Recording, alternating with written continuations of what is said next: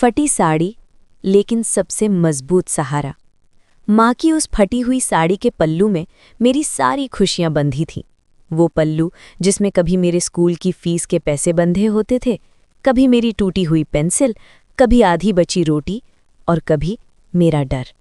हमारा घर बहुत छोटा था, बस एक कमरा, एक टूटा पंखा और एक अलमारी, जिसमें कपड़ों से ज्यादा उम्मीदें रखी थीं।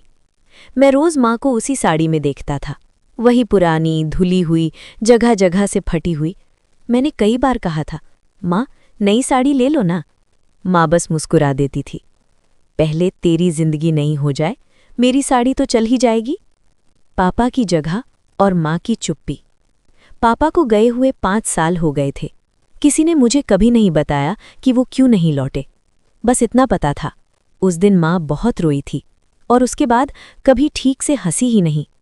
मैंने माँ से कभी सवाल नहीं किया, क्योंकि मैंने देखा था, कुछ सवालों का जवाब आंसू होते हैं। मेरी जिद और माँ का डर। मैं पढ़ना चाहता था, बहुत आगे जाना चाहता था। एक दिन मैंने माँ से कहा, माँ मुझे शहर के कॉलेज में एडमिशन मिल गया है। माँ ने चूल्हे पर रोटी पलटते हुए कहा, फीस कितनी है? मैंने चुपचाप बताया। रोटी जल गई और माँ की आवाज़ भी। इतने पैसे बेटा?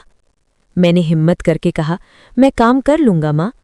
माँ मेरी तरफ देखती रही, जैसे मेरे चेहरे पर कोई बहुत बड़ा खतरा लिखा हो। फटी साड़ी का वो पल्लू। अगले दिन सुबह मैं उठा तो देखा, माँ वही फटी साड़ी पहनकर उसके पल्लू में कुछ बांध रही थी। मैंने पूछा, क्या है माँ? माँ ने जल्दी से पल्लू पीछे कर लिया। कुछ नहीं, लेकिन मुझे दिख गया था। उस पल्लू में माँ के गहने थे, वही 2 कंगन और छोटी सी चेन जो पापा की आखिरी निशानी थी। जब माँ चुपचाप बिक गई, शाम को माँ घर लौटी। हाथ खाली थे, आंखें भी। मैंने कुछ नहीं पूछा, पर मुझे सब समझ आ गया था।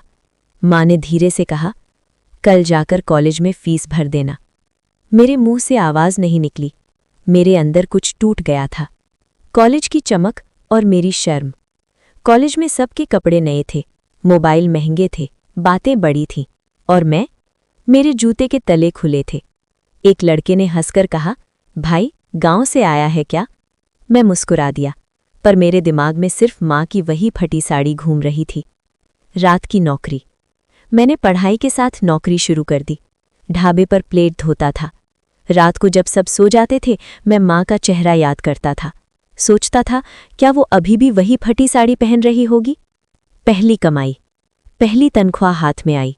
मैं सीधे बाजार गया, एक सुंदर सी साड़ी खरीदी, नीले रंग की। मुझे लगा था आज माँ बहुत खुश होगी, पर माँ ने वो साड़ी पहनी ही नहीं। मैंने साड़ी माँ को दी। माँ ने साड़ी को माथे से लगाया, आंखें भर आईं, लेकिन अगले दिन वो फिर वही फटी हुई साड़ी पहनकर बैठी थी। मैंने कहा, माँ वो वाली क्यों नहीं पहनी?